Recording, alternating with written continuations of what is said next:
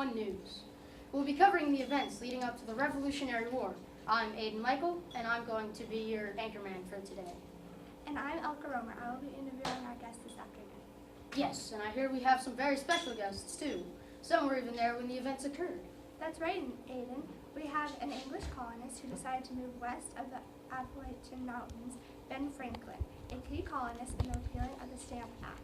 And finally... Wait, this just in.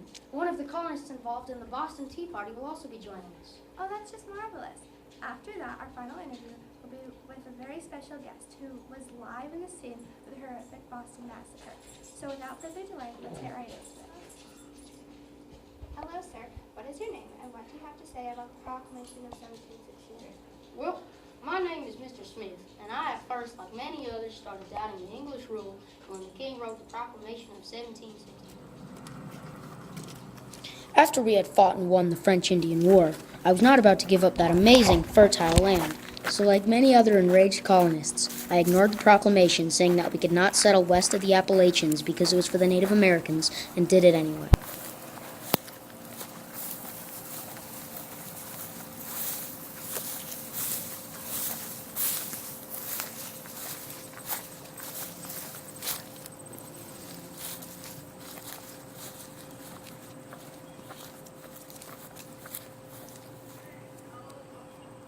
Thank you, Mr. Smith. Have a delightful afternoon.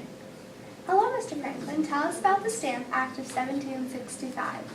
Well, the Stamp Act said that written materials like newspaper and birth certificates had to be printed on stamped paper that was imported from England. There was a large tax on this paper, and the colonists felt that they shouldn't have to pay this tax. They were very concerned. This is what the paper looked like, the stamps. I and many others strongly protested against this tax, and the Stamp Act was finally repealed, but we got no representation in Parliament.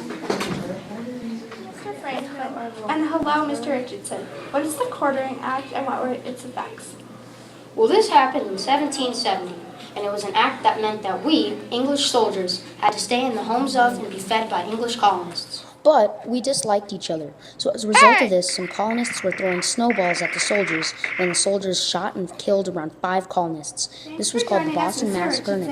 Now, Mrs. and Mr. Williams, you were involved in the Boston Tea Party of 1773? Yes, I was. Well, would you please tell our viewers what that was and why it happened? The Boston Tea Party was a group of colonists, including me, who in 1773 were outraged by the large tax that Britain was putting on items imported from England, specifically tea, which we drank a lot. We did not want taxation without representation, so a group of colonists dressed up as Native Americans boarded a ship and threw all of the tea into the water. Yes, laws labeled as the Intolerable Acts were passed in 1774, and they took away colonist rights and would not let ships in or out of the Boston harbor until people paid for the tea. We were very angry with the British rule and at this point, and after the Intolerable Acts, we felt that we would never have freedom from England. This got people thinking that the 13 colonies should be an independent country. Well, that's all for today. I'm Aiden Michael, and I would like to personally thank all of our guests for being here. From everyone on the Channel 1 News team, have a good day, colonists.